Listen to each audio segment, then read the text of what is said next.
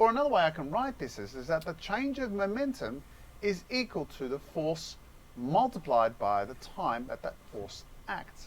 So that's the big leap, and that would be the work equation in some sense, because all you're really saying is yeah, that's all that you've got really, is force times time. It's not force times distance, it's force times time. How much time are you in the gravity? How much time do you go past the planet, right? Or the sun, or whatever it is, any gravitational body. How much time does it take you to get through that gravitational field? Well, the faster you go through the field, the less the field affects you. The slower you go through the field, the more the field affects you. I mean, that's about as rock solid as you can get, and yet conventional physics says no. That's not the right answer. So here you express that equation, change in momentum equals force times time, is solid. It makes sense to you. But that is equivalent to all of these other expressions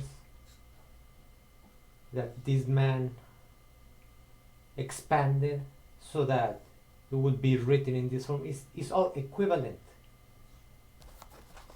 So you have no reason to object to acceleration having velocity over time, because leads to this equation in the end. So what I want to do is go back and comment over your objections.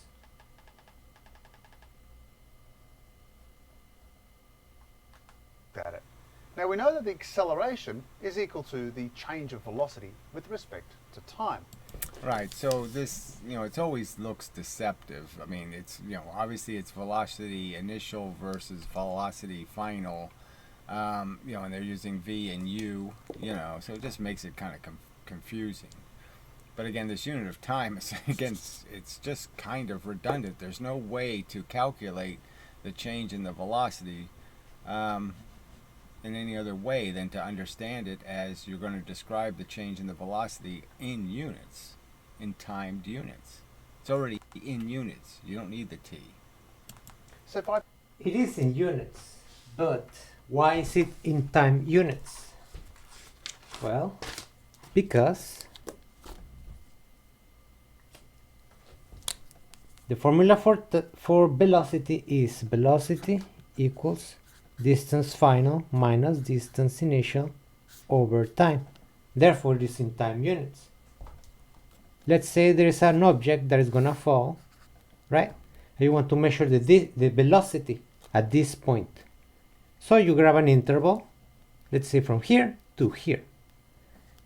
This is gonna be distance initial, distance final, and you use this formula and measure the amount of time it took to travel that distance downwards, and using this equation you will find the velocity at this point, right? So yeah, it is in time, and the result will give you the velocity, which is how much distance can you travel in a certain amount of time. Now acceleration is doing sort of the same thing, but instead of using distance, uses velocities, because you might want to know at what rate did you accelerate, because gravity accelerates things. So the velocity over here is less than the velocity down here. So you do the same thing down here, get another velocity, and now from this point to this point there's a different amount of time that is nothing to do with this time that you use to measure the velocity. And in this amount of time, the velocity was this, velocity initial, and the velocity final was this. So now you use this formula, acceleration equals velocity final minus velocity initial over time, this time. And the interval can be anything. So you pick the interval, you measure the time, and now you can say with acceleration, the concept of acceleration, you can say things like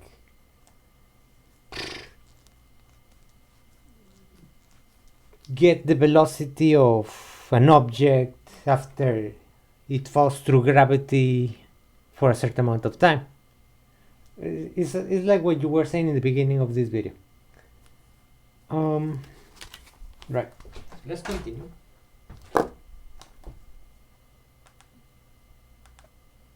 Put that into this equation here, I'm going to get m outside of v minus u over t. And of course, I can clean that up. I'm going to get mv minus mu over t. Now, can you... At some point, you expressed that you might not be good at math or something like that. Maybe you don't understand what he's doing. So I'm gonna state it obviously. So he's replacing this a for this definition right here. He shoves it, replacing it. So now you have this expression, and then he multiplies, just basically expands it. M times this, m times this, you end up with this, which is momentum final, momentum initial. Okay. See here what I have on the numerator. I have what we call the change in momentum. So the change... So I don't know, this doesn't really clean up anything. You just have this redundant mass in here that's not really doing anything because you're not changing it. So you've lost all the change idea. That's all you really want to know is... Well, the purpose of his video was to describe the law in terms of momentum. He's trying to describe it in terms of change in momentum, like Newton. Because everybody just pretends that the law says F equals ma, which it doesn't. Change Not in the explicitly. velocity. But anyway.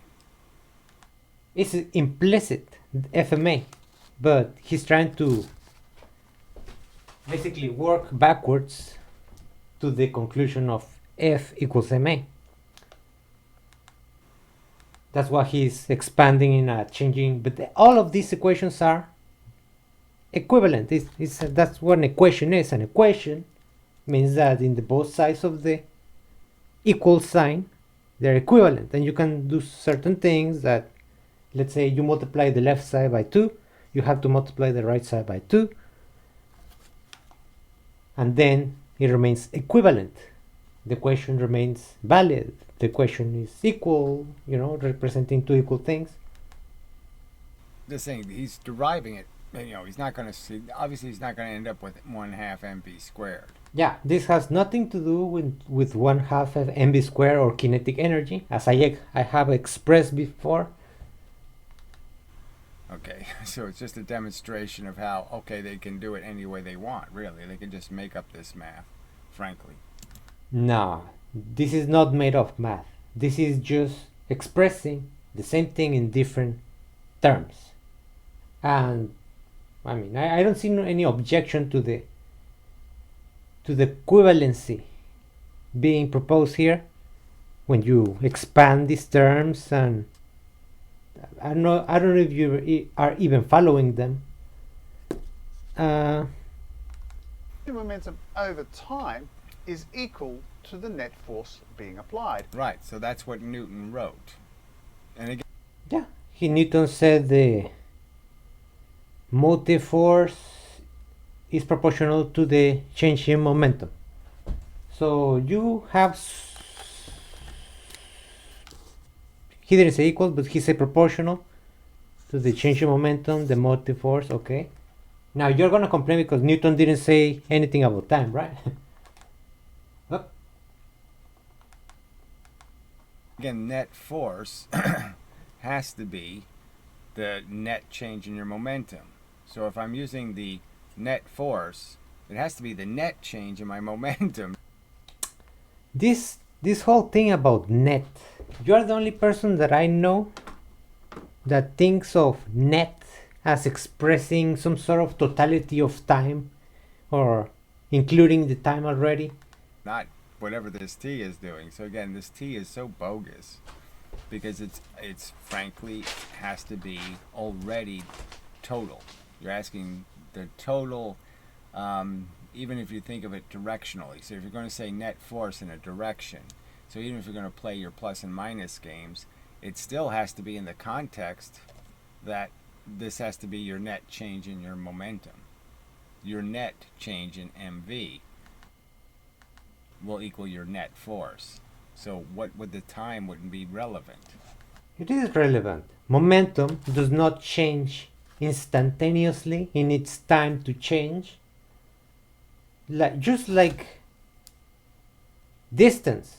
You don't change distance instantaneously. You need an amount of time. Right? You need an amount of time to measure the velocity. And you need an amount of time to measure the acceleration. Just like that. And what are you gonna say, that it doesn't conform to nature? Or what? Force depends on time, depends on mass, depends on the velocity. I mean, all this makes sense.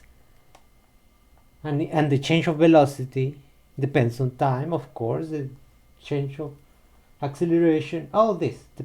They are interrelated. I don't know how you can get rid of the t. Then you would have to take issue with the definition of velocity too, because what? What is this t for, you're gonna say? What is this t for? Just velocity should be the change of distance. But then you're not talking about, I don't know, physical phenomena happening over time. I don't know what. Anyways, that expression you see over there is equivalent to the one that you agree with and say is Or the another way I real can write this is that the change work of momentum equation. is equal to the force multiplied by the time that that force acts. So that's the big leap, and that would be the work. What leap? There's no leap here. There was no change. It's an equation. It's equivalent to this. All he did is multiply both sides by t. So when you have Fn, then you multiply it by t. You have to multiply the other side of the equation by t2. So change in momentum over t times t. These two t's cancel out and you end up with that thing. And it's equivalent. It's the same thing as this, is the same thing as this, is the same thing as this, is the same thing as this. And that's what he's expressing. And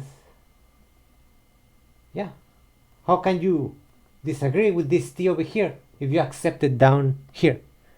You should not be able to do. It's absurd. It's contradictory. Yeah. Okay. That's it for this. I'm gonna close this. Again, net force has to be the net change in your momentum. So if I'm using the net force, it has to be the net change in my momentum, not whatever this t is doing. So again, this t is so bogus because it's frankly has to be already total. You're asking the total, even if you think of it directionally. So if you're going to say net force in a direction, so even if you're going to play your plus and minus games, it still has to be in the context that this has to be your net change in your momentum. Your net change in mv will equal your net force. So what would the time wouldn't be relevant?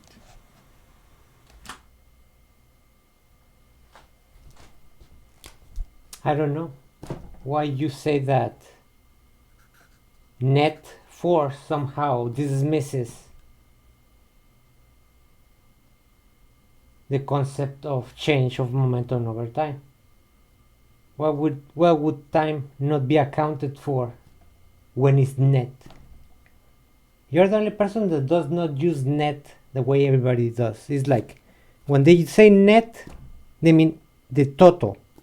So let's say you have an object with many forces being applied to it. Instead of dealing with all the forces, you add them up into one force. So it would look like one vector instead of many vectors. All of this added up into one net force.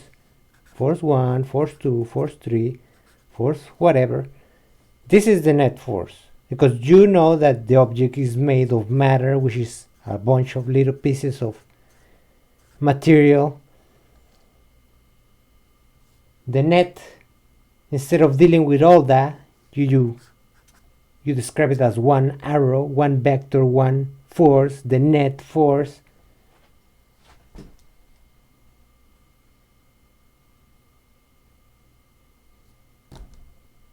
I don't know. Why do you have a differentiation and say that net changes anything else other than this? It's all it does. It's just expressing a bunch of things in terms of one. Net acceleration, it would be the same thing. Many accelerations, you consolidate them into one net. That is all net is and does. So it doesn't make any sense when you start saying things like that. I don't understand it. I don't know why you make this net magic happen, you know.